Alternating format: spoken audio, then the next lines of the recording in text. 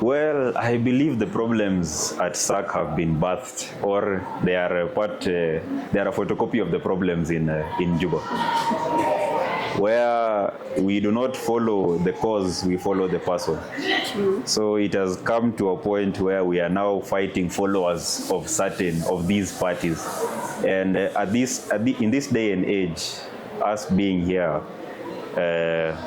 we classify ourselves as intellectuals. So seeing my number two, we want to see the support that we were getting from Juba come back. We used to get a lot of support from Juba, now it has been cut off. A lot of it was attributed to the SAK problems or the problems in Juba. But we can see now, I see Daktari is doing very well. People are getting their salaries and everything. So we also wish that we can also get back the support that we used to get. It was helping a lot of people. Okay, so the difference between you and the other party. So what brought up the whole issue? And you asked about the genesis of the problem. yes. In my case, the genesis of the problem is irrelevant. Allow me to explain. Yes. Because when SAK problem started in 2021, I was actually preparing to sit for my KCSE exams. I am a COVID candidate. So instead of 2020, we did our exam in 2021 around April there. So at that time, I was preparing to sit for my KCSE exams. So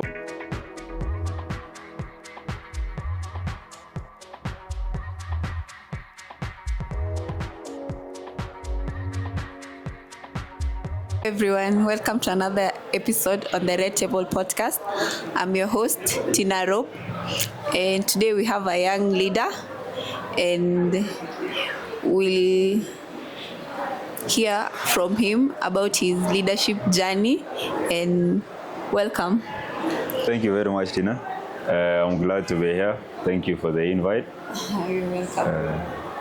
So tell us about yourself and what really made you join the leadership into the South Sudanese Students Association. Thank you very much. My name is Emmanuel. I am 22 years, a student at Kenya Methodist University, formerly a student at Riara University, where I did my diploma and transferred to Kemu. My journey to leadership started in Riara University. I think I always had a passion for leadership since I was young. I always felt like I have a compelling passion to lead. It all comes from within, and it comes from our experiences as South Sudanese, where we feel like leadership has failed us in some sectors. So we feel that we have that urge, that responsibility to correct where it has gone wrong. I joined SAK, South Sudanese Students Association in Kenya, as a counselor representing Riara University. That was in 2023. That was when we started. We had our own association in Riara University, known as SARU, South Sudanese Students Association in Riara University. This association was very active in SAK up until the problems at SAK started, and we became dormant in Riara University. So we brought it back to life slowly with the help of my then deputy at the time. His name is Deng Achwil, to now my former deputy, Marial Bol, who is now the chairperson of Riara University. So that was where it started. Then you actually had to join the South Sudanese Student Association. Did you have that fear, like you are that young and the senior people, let's say like mostly some of them are older than you. Yes. So how did you cope with that, and how did you get the courage? I think my first SAK meeting, I actually talked about that, about the issue of my youth. And I remember telling them that my youth does not serve as a challenge for me. In fact, it serves as a strength because most of them are old, But me, I'm young. I'm still very energetic. I still have a lot of time to do greater things in life. So I did not feel any fear. In fact, I used it as an advantage because I would always tell people I am 21 years old, but I am holding something or I am doing something. Where were you at 21 years? It gives you some sense of pride. Yeah. So it was never really a challenge for me joining SAK as a young person. At the time, I think I was the youngest, but I think I served as an example, because now if you go, you'll find some people younger than me, some as young as 20, and they're into SAK matters. So it was nice. So about the SAK matters, so recently and currently there's a lot of misunderstanding and stuff. So how do you tell these people, most of our students, they don't believe in SAK anymore, and you are there as a young person, as you said earlier, you understand the youth. So what would you tell those ones that really are actually not into it anymore? I believe that every problem has a solution. I would not say it is a problem. It is just a bump along the way. Nothing comes easy. It is a bumpy road. For SAK issues, it brought a really big pause to the association. The association was doing great things before 2021 happened. It was serving the people very well. People would get scholarships through SAK. People would get their school fees paid through SAK. People would get their hostel fees paid through SAK. And all of this came to a pause because of a few things, a few issues of matters of ego, matters of greed, matters of being power hungry, and all of that. So when we got into it, we got into it with, by we, I mean me and my speaker, Adam Bol, who appointed me as the clerk. So when he appointed me as the clerk, we had a vision to transform SAK and bring it back to where it was, if not higher. And we faced a lot of challenges along the way that were birthed by the 2021 saga. We were not there at the beginning of the saga in 2021, but we had somewhere that we picked up from. So our main agenda was to make sure that we don't leave SAK where it is. We leave it, if not where we want it to be, at least somewhere where the next person can come and take a step further and bring it to where it was. And you and your colleagues believe that you can make a change in the SAK leadership? We do. 100%. Strongly, we strongly believe, with the support of the students, with the support of the community, with the support of everyone, because it is not something that is held by one pillar. Yeah. It is a collection of people that must gather, must come together, must unite in ideology to move this association forward. True, but now you just have to win the students' trust, as because they've totally lost trust in the SAK thing. That is true. Yeah. So we are hoping you'll change for better youth to come and do wonders in the society. So apart from the SAK, which other leadership have you ever been part of? Apart from the school. Apart from school leadership? Yeah. No, I am not into active politics right now outside of school because this is now what we call leadership. Anything else is now we can call it politics. So I have been a SAK member for as long as I can remember. My leadership has been in SAK, throughout SAK, and I am hoping that it will give birth to now a path to national politics. But as of now, it is only SAK. I only do SAK, and I do my own things on the side. But as far as leadership is concerned, it is only SAK. So what's your vision for the next few years that you guys are still in the SAK leadership? I don't know if I can say few years that we'll be in SAK leadership, because once I complete my term as clerk, I don't think I will be eligible to hold any other position in SAK, because once my term ends as clerk, we will oversee the process of elections to bring in new leaders, and by the time those leaders are leaving office, I will be well over the required limit to be in SAK leadership. So you cannot vie if you are. I cannot vie for any position in SAK. So as far as SAK leadership is concerned, my position as clerk and now acting speaker is where it comes to an end. So from there, I will just be a member of SAK and maybe a former clerk. Okay, so the difference between you and the other party. So what brought up the whole issue? And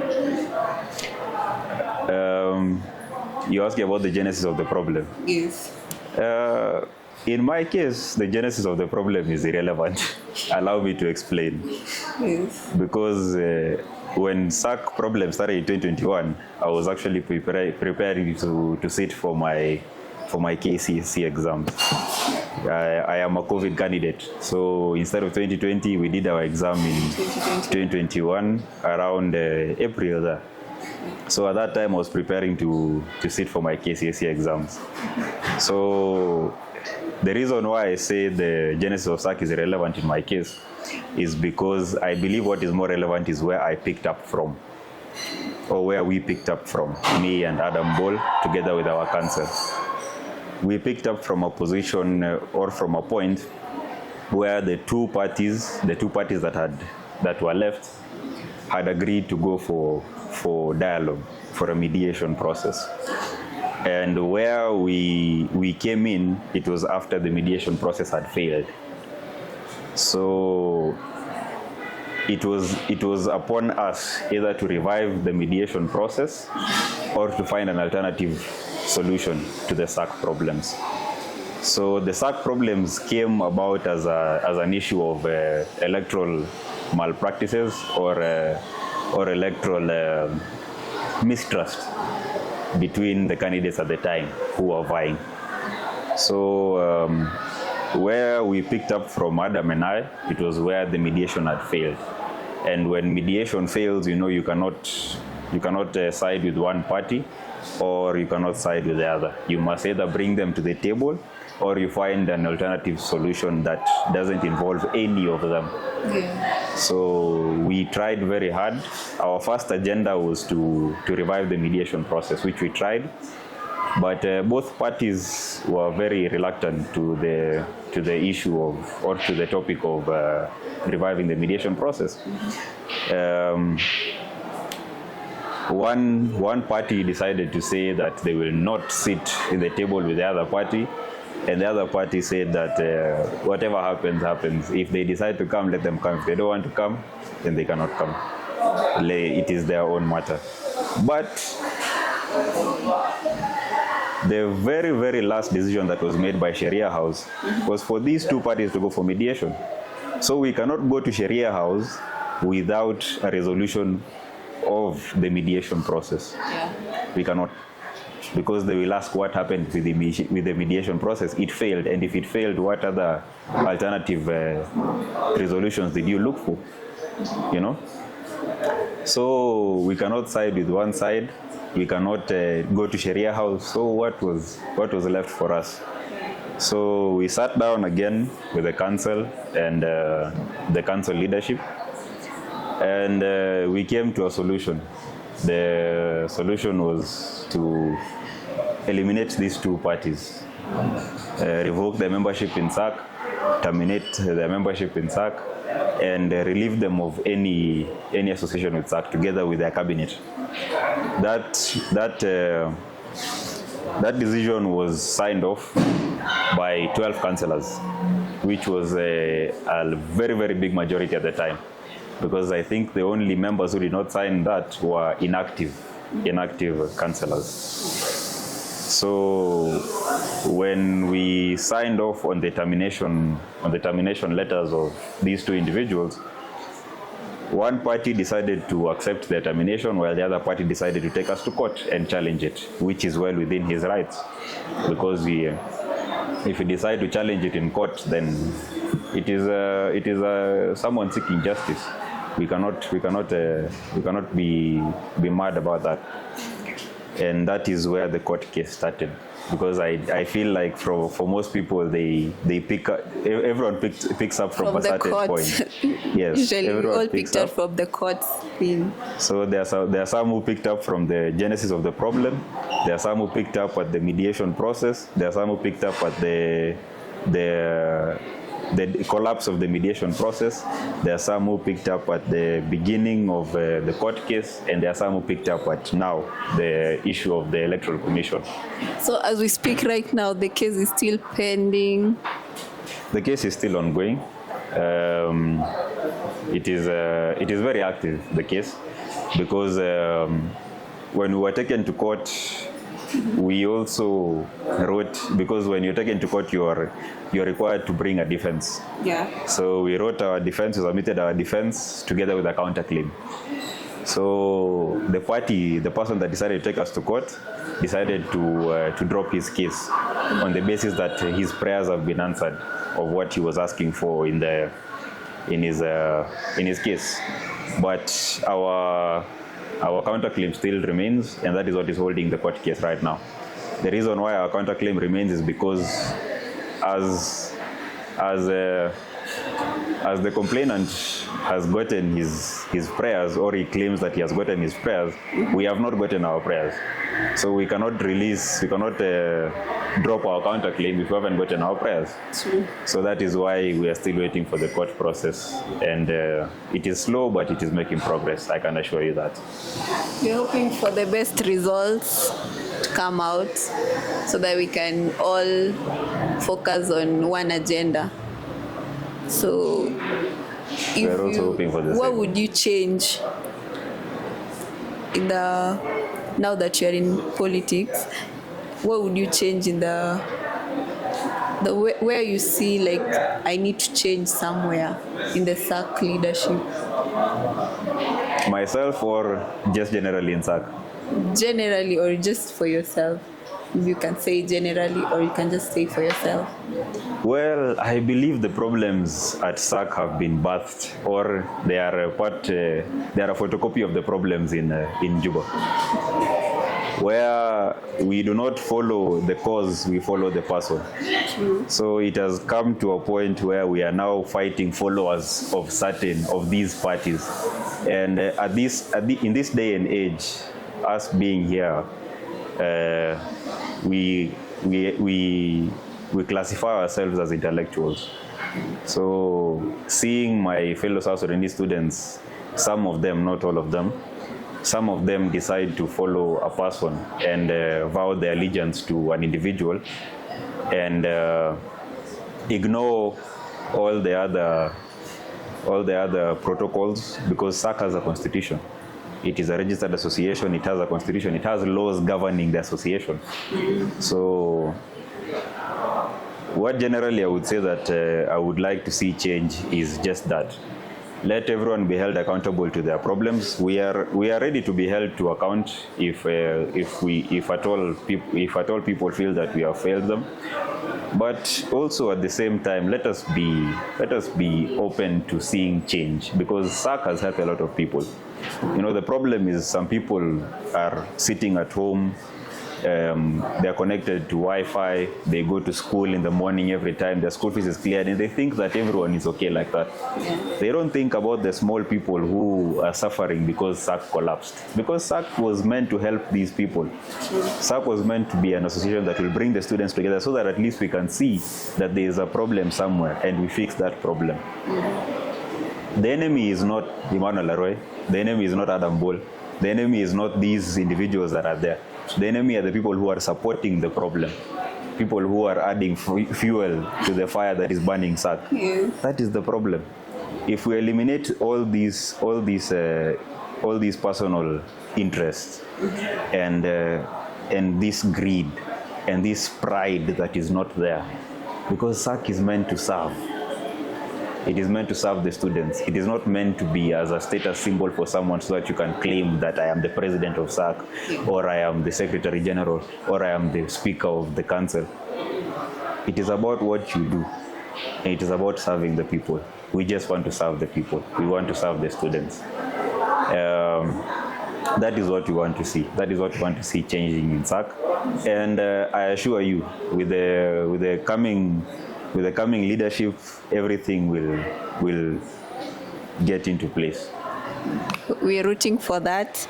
So what change do you hope to see in your community, in the SAK, for the next 5 years? What? What changes? What changes do I wish to see in SAK in the next 5 years? In the next 5 years, I want to see 5 elections. That is number one. Because let us not forget that in the past 4 years, we have not had an election since 2021. So number one, in the next 5 years, we want to see 5 elections. That is number one. Number two, we want to see the support that we were getting from Juba come back. We used to get a lot of support from Juba. Now it has been cut off. A lot of it was attributed to the SAK problems or the problems in Juba. But we can see now, I see Daktari is doing very well. People are getting their salaries and everything. So we also wish that we can also get back the support that we used to get. It was helping a lot of people. So that is number two. Number three, we want to see a change in culture of how we handle SAK matters. Because I think if I go even to schools outside here and I look for South Sudanese, 9 out of 10 people do not know what SAK is. So we want to see a change in culture. We want to see SAK popularized, and we cannot do that until we start service delivery to our people. I feel like some of the students don't know SAK because someone left just in the middle. So you just say, I don't even want to get involved into SAK because they don't even help me. They've never helped me and I remember there was this one time we were in a meeting, someone said, I don't even know why SAK is having difference and it has never even helped me. And I don't want to get involved into it. And that's why I feel like, so a lot of people have lost interest in it. So for those that have lost interest in it, what would you tell them for them to at least have hope in SAK again? I was there in that meeting, and that is a different case. But for the genuine people who feel like SAK has failed them, we apologize. We truly apologize, and we also feel the pain. We also feel the pain. Every day I go to sleep, thinking that I could be doing much more. I could be doing much more than what I'm doing right now. But because of certain challenges, I'm not. I do not have deep pockets. I do not have a network of connections like other people. I cannot walk into minister's office in Juba. I cannot walk into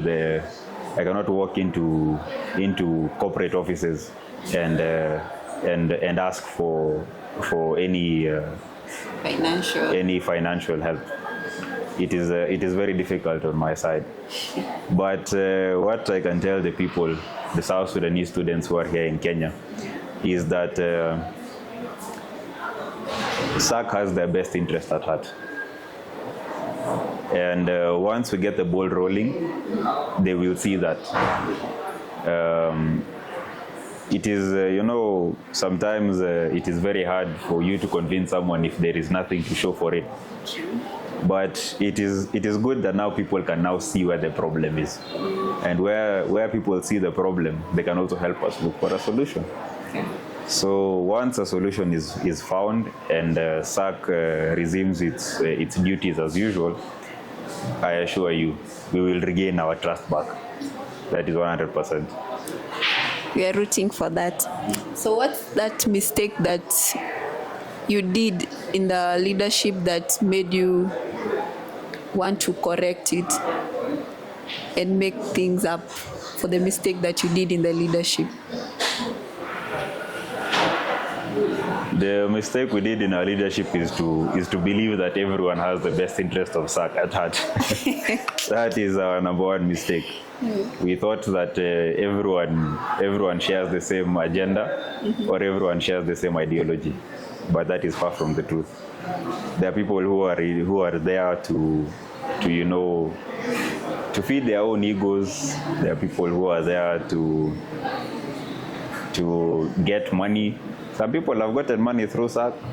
Some people have gained popularity through SAK, which I don't know what they are planning to do with it, because popularity without work, then you're just known as a popular. What is the best word I can use to describe them? You're just a popular idler.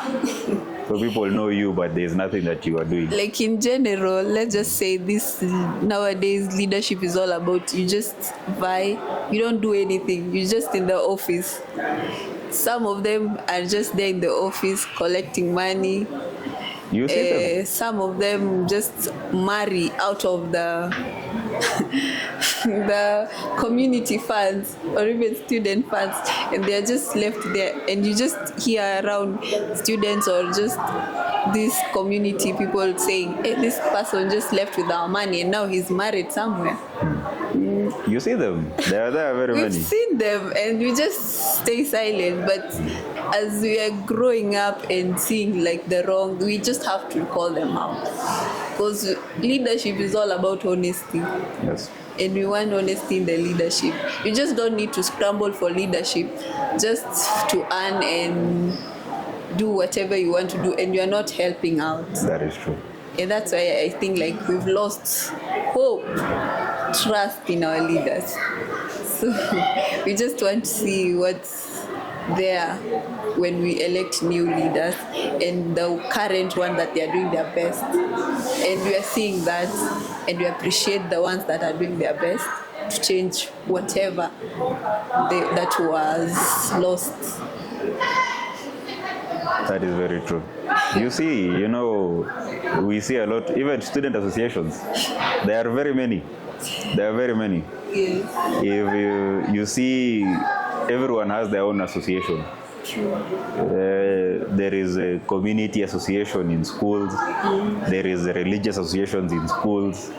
There is, I don't know what, a lot of associations, a lot of groups that are coming together. But when it comes to the issue of service delivery, that is where now they differ. They don't even deliver whatever they were vying for. Yes. And that is our problem. That is our main issue. Service delivery is our main problem. So if we can get someone to deliver services to the students of South Sudanese students, whoever it is, we will accept that person. Definitely. We will accept that person, because that is all we want. We just want service delivery. We want a SAK that works. We want a SAK that obeys the Constitution. So how do you involve young youth in whatever thing they want to do? Or like, let's say they are in school, yes, then now they break for holidays. You as a SAK leaders, what do you do to bring them together? Okay. I believe that everyone does what feels most at home, or what feels closest to home. As an athlete myself, I feel like sports is where I feel the most at home, is where I feel the most comfortable, is where I feel okay. Throughout the time that we have been here, I have been part of two committees that organized two separate tournaments, which was a football tournament and a basketball tournament. The football tournament was done courtesy of my dear brother, the former chancellor for Kenyatta University, Mr. Jim Alwakok, who hosted a very, very wonderful football tournament at Kenyatta University with the help of a few councillors. Madam Sarah Akur was there, Makwerma Mayor was there, and a few other individuals who also helped. And most recently was the basketball tournament that we held at the University of Nairobi, courtesy of my brother, Makwer Mamer, who helped us get that location. So for me, I feel like that is good. Yes, last year we also hosted the 9th of July event at KICC. Although at that time I was not the clerk at that time. I was a councillor, and it was done with the help of also other associations outside. So it was a collective responsibility. It was a collective motive that we did. So far, that is what we have done, but we still have more to come. I want to also see a lot of things. We also have a lot of councillors who do a lot of things outside of what SSSAKU is. I don't know if you have heard of the Junub Debate Hub. Yeah, we had that one was, it is a fellow councillor of mine who was hosting. Two councillors actually, one by the name of Mashinpur and the other one by the name of John Paul. They did a very wonderful. They held a very wonderful debate last year, and these are the kind of things that we want to see. You know, we lack resources, and with the little we have, we try to do the best we can. As I said, we do not have deep pockets. We do not have deep connections to people. You know, if we had connections to maybe Minister of Culture and Youth in South Sudan, Minister of the Ministry of Sports, then maybe we can be getting something. But through the small things that we do right now, I think it has put us on the map. We hope that the next one that we do will be bigger. We want to expand, not only sports, but a lot of different things. We're expecting any of them this year again. Definitely. I still don't know what, but I think I want to step out of my comfort zone a bit, so I don't want to organize another sporting event. So we will see what we can do and involve other people who are not only athletes, people who are involved maybe in arts, people who are involved maybe in different fields. We want everyone to feel included. So definitely expect something bigger and something better. We are also waiting as university students. And how do you define your positive change in your SSAKU leadership? Positive change in my SSAKU leadership, I think it is within the council, within the SSAKU council. We have the SSAKU House of Councillors, which before it was very push and pull. You know, there was a lot of tension in the council, but somehow, some way, we decided we managed to build a council that was united, in what we were doing. We were united in vision. We had a vision for a better SSAKU. We were united in everything, and it was a really good thing to see, because everything that is happening in SSAKU right now, I tell you, it is fueled through councillors, not by councillors, but it is fueled through councillors. These few individuals with their own selfish interests, they decide to go to some councillors and they decide to, corrupt their brain, tell them that you do this or you do that or you do that, to create some enmity within the council. That is not there, because the council is not meant to serve any specific individual. The council is not meant to serve anyone in the executive, if at all we had an executive. Yeah. The council is not meant to serve anyone. The council is not meant to serve Emmanuel as the acting speaker. The council is meant to serve the students. It is a house of representatives. Representing who? The students, not yourself. So it was a very big shame when we saw councillors being used to, fuel this fight that was eating SSAKU. But we managed to bring the councillors together. Right now, I can comfortably say that we have a united council, and these other issues within the council that were there are no longer there. Right now, our main issue is just solving the court case and doing elections for the students. So before you go, I would like you, what would you tell these young people that want to join the leadership or they have actually lost hope in the leadership, what would you tell them for them not to give up on the leadership, and whatever is happening they should just wait for the results and be patient? What would you tell them? I believe that there is no easy road to anything. Everything is a challenge, but challenges, they serve as an opportunity sometimes, an opportunity for you to be greater than the challenge that you're facing. And that is what we want to see in the young people. Do not run away from politics because politics is at a bad place. You must come with the resolutions that will solve this problem. No one has ever done anything easy. Yeah. Great leaders do not do anything easy. There's nothing that comes easy. You can see I am from 2 East myself. You've seen the recently concluded elections in Juba, and Deng Junior won. Deng Junior, he vied. This is the third time vying. 2 times he had failed, and now you can see he has now gotten what he was looking for. So if Deng Junior had failed the first time and he says, to hell with this thing, let me go back home, then you see he would have never gotten to where he is right now.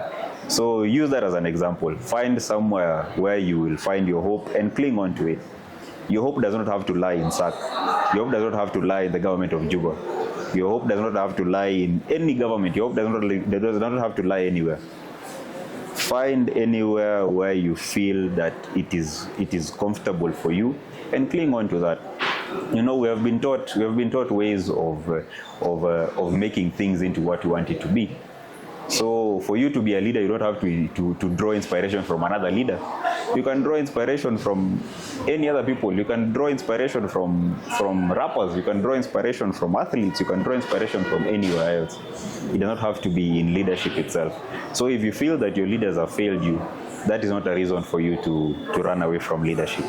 In fact, that should be a call for you to stand up and do what is right. You can see what is happening in Kenya right now.